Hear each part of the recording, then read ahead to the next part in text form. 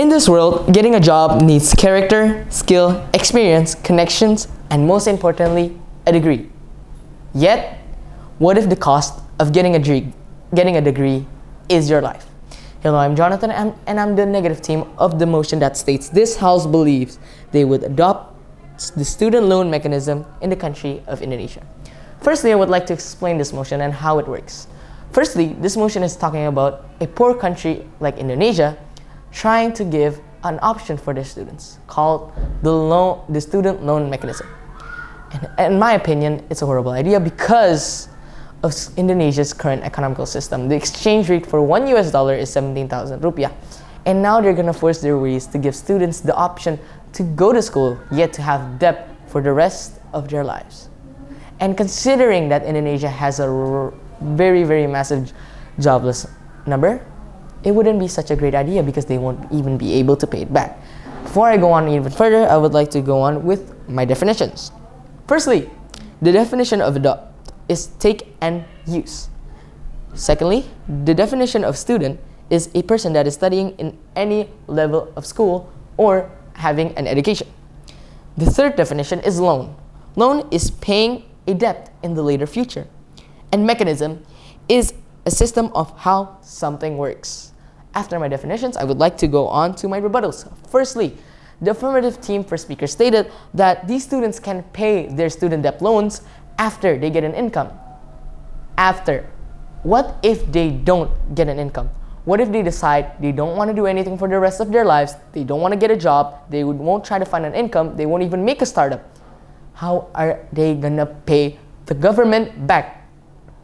The government's money can be used in so many different ways, not only in student loan mechanisms, but in a lot of different things. Infrastructure, MBG, improving everything else. Yet, why is the government risking the money that is most likely isn't going to be paid back on students that aren't even going to try to have jobs? Especially with the current condition of Indonesia, where a high number of students with a degree is not even trying to find a job and is just sitting at home, scrolling to TikTok and not doing anything with their lives.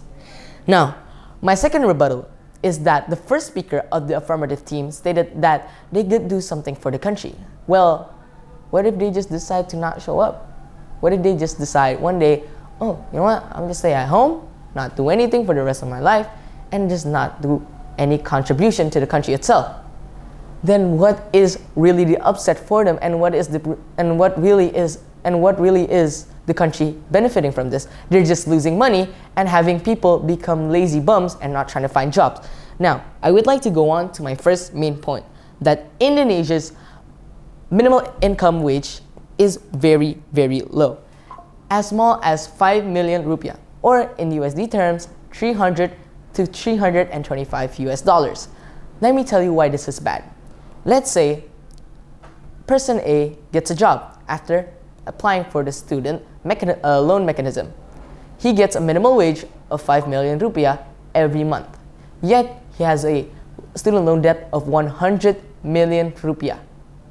When is he able to finish that debt? When is he able to have economical freedom? When is he able to live his life? If he's stuck with that 100 million rupiah debt and that 5 million rupiah salary, when is he gonna be an adult, and when is he gonna be a human being where he can spend his own money on his own free will?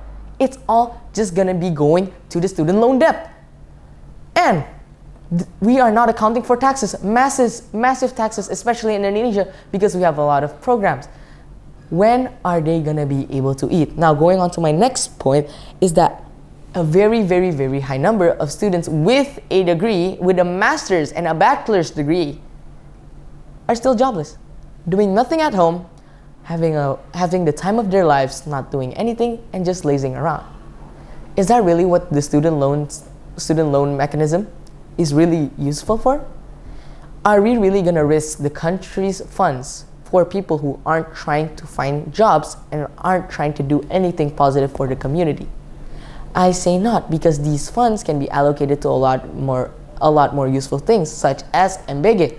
The quality of MBG is such a horrible look that even money as simple as 5 million rupiah can really help a lot. especially in places where it's not really urbanized. Now, going on with my final point, it puts a burden on families, especially families with a horrible economical situation. Let's say person A decides to join this loan system. He applies, he goes to university, and one day he decides to go home late at night, and he's in a car crash, dies the next morning. Where does the loan go? It doesn't magically disappear. It's not the trees' leaves that are paying. It's not fairy tales that are coming down to save them. No, it's the families. These families have to take care and have to pay for these student loan debts after any incident happens. And especially for families that have a very difficult economical situation, how are they even going to pay this? How are they even going to be able to eat after this? In conclusion, the student loan mechanism isn't a great look for the country, student, and families of these students. And it will genuinely not only this benefit the country and the community, but also this benefit the student that's joining this system. Thank you.